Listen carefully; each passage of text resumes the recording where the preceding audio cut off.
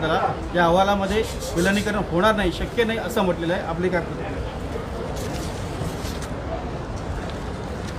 8/11/2021 माननीय उच्च न्यायालयाने विलिनीकरणाच्या संदर्भात त्रिसदस्य समिती नेमली होती आणि या त्रिसदस्य समितीला विलिनीकरणाच्या मुद्द्यावरती निर्णय घेण्यासाठी सांगितलं होतं। हा निर्णय त्रिसदस्य समितीने 12 आठवड्यामध्ये घ्यायचा होता। त्यानंतर तो मुख्यमंत्र्यांच्या सहीनिशी किंवा मुख्यमंत्र्यांच्या मान्यतेनुसार न्यायालयात सादर करायचा होता। 12 आठवड्यामध्ये त्रिसदस्य समितीने विलिनीकरणाच्या संदर्भातला जो निर्णय घेतला तो मुख्यमंत्र्यांच्या मान्यतेने हायकोर्टात सादर केला गेला। हायकोर्टाने त्याच्यामध्ये आर्थिक बाबी समाविष्ट असल्यामुळे हा अहवाल कॅबिनेटसमोर ठेवा अशा प्रकारचा सूतोवाच केला होता आणि त्या दृष्टिकोनातनं तो कॅबिनेटच्या समोर ठेवला गेला आणि कॅबिनेटच्या माध्यमातून आता अधिवेशन चालू झालं आहे म्हणून आज तो सभागृहाच्या पटलावर देखील ठेवला गेला आहे। या अहवालामध्ये जी मूळ कर्मचाऱ्यांची मागणी होती की एसटी कर्मचाऱ्यांचं राज्य शासनामध्ये विलिनीकरण करावं, ही मागणी त्रिसदस्य समितीने अमान्य केलेली आहे। ही मागणी त्यांची फेटाळून लावण्यात आलेली आहे। त्यासाठी त्यांनी प्रशासकीय बाबी, आर्थिक बाबी आणि कायदेशीर बाबी या तिन्ही पातळ्यांवरती व्यवस्थित अभ्यास करून त्यांनी आपलं मत हे माननीय उच्च न्यायालयाला कळवलेलं आहे। या सर्व तिन्ही बाबींवर महामंडळात ह्या कर्मचाऱ्यांचं विलिनीकरण होणार नाही हे स्पष्टपणे नमूद केलं आहे। पण त्याचबरोबर त्यांनी एस टी महामंडळाला काही सूचना केल्या ज्यामध्ये एस टी महामंडळाच्या उत्पन्नाचं स्तोत्र कसं वाढावं किंवा त्या बाबतीत काही उपाययोजना करता येतील का, किंवा जोपर्यंत एस टी व्यवस्थित आर्थिक भार उचलण्यासाठी सक्षम होत नाही तोपर्यंत राज्य सरकारने एस टी महामंडळाला आर्थिक मदत करत राहिली पाहिजे अशा प्रकारच्या सूचना या शिफारसीमध्ये केलेल्या आहेत। ह्या शिफारसी विलिनीकरणाच्या ज्या बाबतीत कामगारांच्या कर्मचाऱ्यांची जी मागणी होती की विलिनीकरणाच्या बाबतीमध्ये त्यांच्या मनात जो प्रश्न होता की विलिनीकरण केलं तर आमच्या पगाराचा प्रश्न सुटेल, आम्हाला पगार आमचा वेळेवर होईल किंवा आमची पगारवाढ आम्हाला मिळेल, परंतु राज्य सरकारने हा संप चालू असतानाच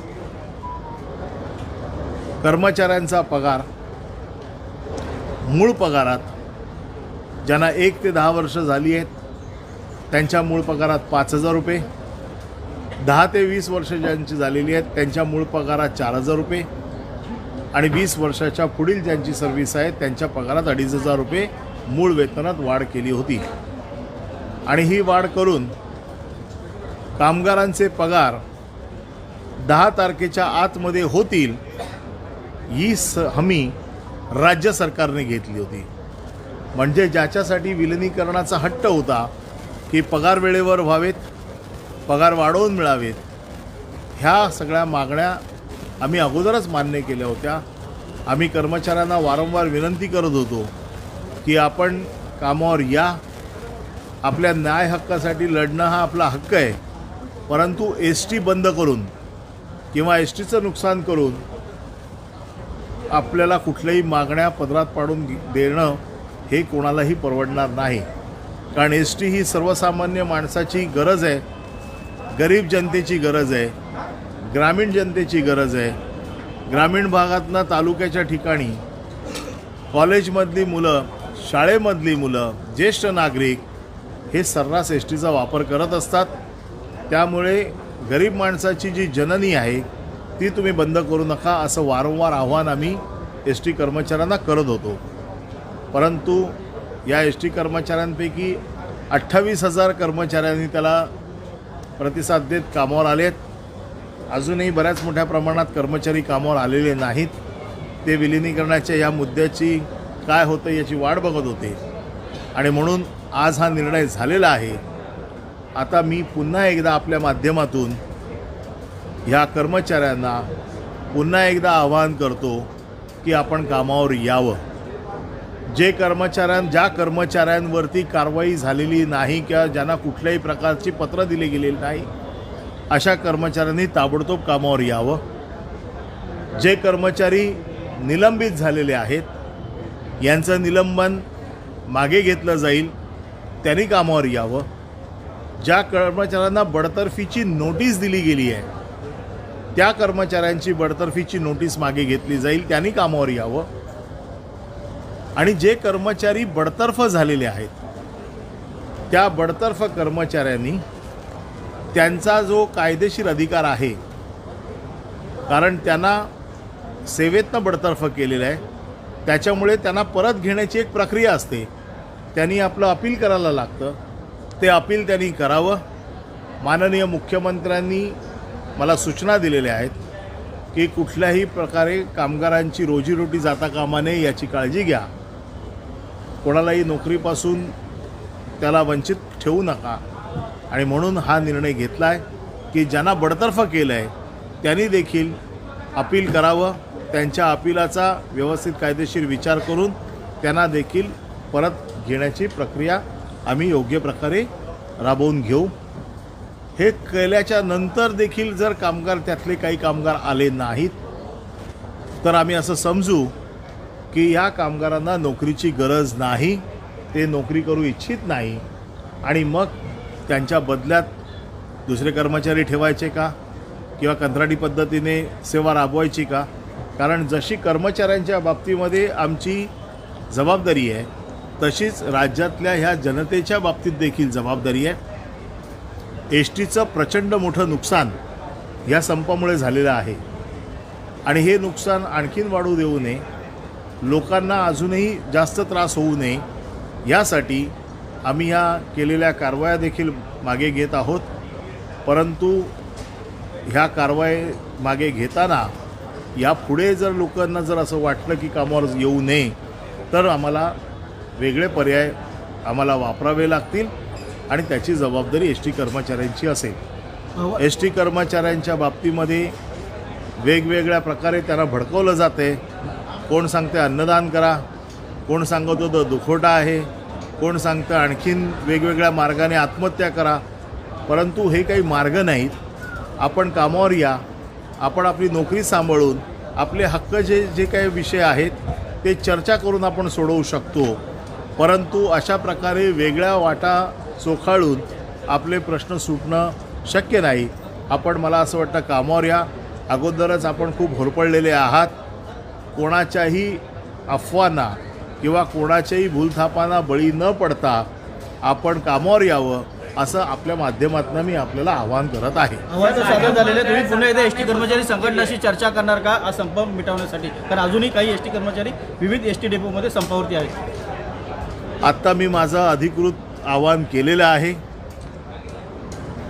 10 तारखेच्या आतमध्ये या सगळ्या कर्मचाऱ्यांना, ज्यांना मी आता सांगितलं की ज्यांना बडतर्फ केलेलं नाही, ज्यांना निलंबन केलं आहे, ज्यांना बडतर्फीची नोटीस दिलेली आहे किंवा ज्यांच्यावरती कारवाई झालेली नाही, या सगळ्या कर्मचाऱ्यांनी 10 तारखेच्या आतमध्ये कर्मचाऱ्यांनी कामावर यावं अशी मी आपल्या माध्यमातून त्यांना विनंती करतो.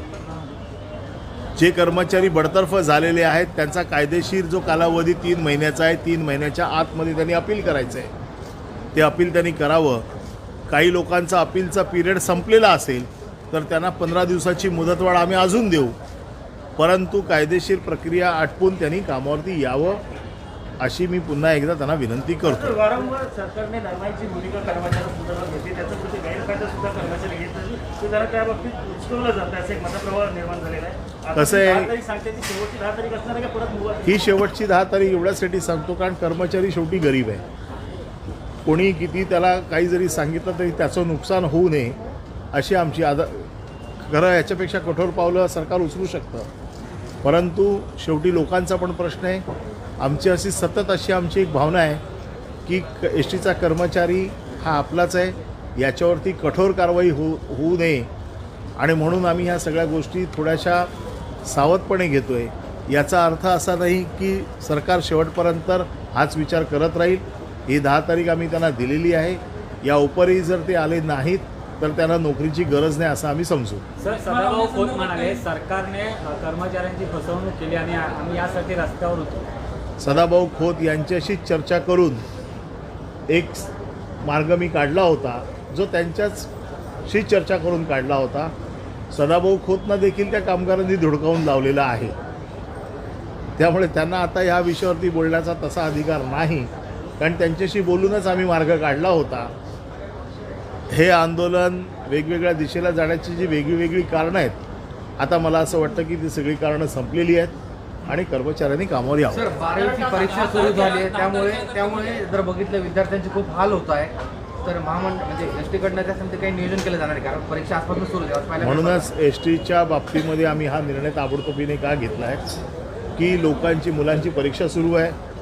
ह्या सगळ्या कारवाया मागे घेण्याचा पण उद्देश तोच आहे की गरीब जनतेचे कुठे हाल होऊ नयेत.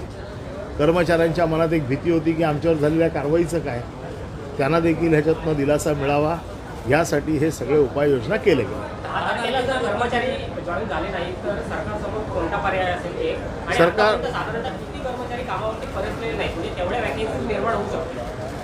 आत्तापर्यंत 28,000 कामगार कामावर आलेले आहेत.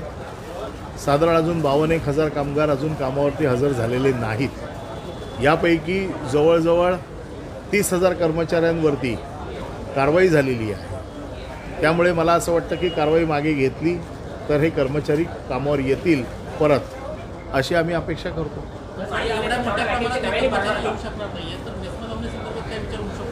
नाही, मेस म्हणूनच मी म्हटलं की मेस्मा किंवा हे कुठलेही पर्याय वापरायचे, आत्तापर्यंत सरकारने हे पर्याय वापरले नव्हते. आता 10 तारीख आम्ही हे शेवटचं त्यांना आम्ही हा एक पर्याय दिलेला आहे. हा पर्याय संपल्याच्या नंतर सरकार कडकपणे विचार करेल की याबाबतीत काय करायचं. धन्यवाद.